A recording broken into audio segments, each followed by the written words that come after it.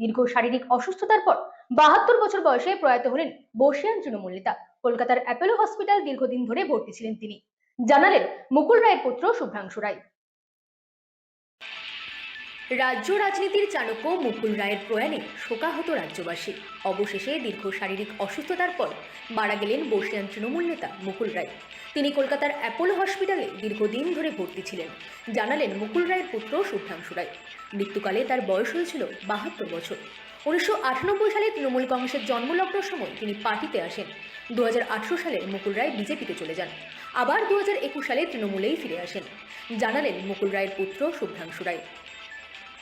Bureau report, Rajdin news network. বাবা তো কটার সময় মারা গেলেন, আর আজকের কর্মসূচি কি আছে? এখনো কর্মসূচি কিছু ঠিক করিনি।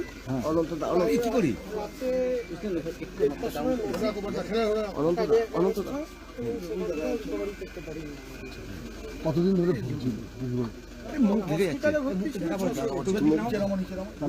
ভোটের আগে এটা তৃণমূলের একদম সুপ্রিমোর ছিলেন।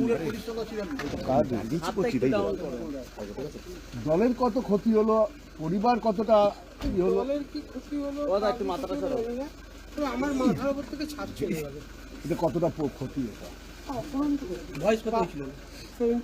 কতদিন হাসপাতালে ভর্তি ছিল? 600 দিন।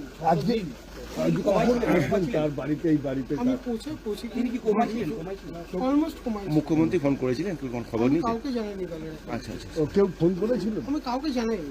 তোমাকে কেউ ফোন করেছিল? দলের অনেকেই করেছে, এবং সবচেয়ে বড় কথা যে গ্রামগঞ্জ থেকে প্রচুর মানুষ ফোন করছে। মুকুলদা তো একদম মাটির থেকে, গ্রাউন্ড লেভেল থেকে। যদি আপনারা ছাড়েন তাহলে আমি পৌঁছাতে পারি। আমার কাজ বুঝেছি।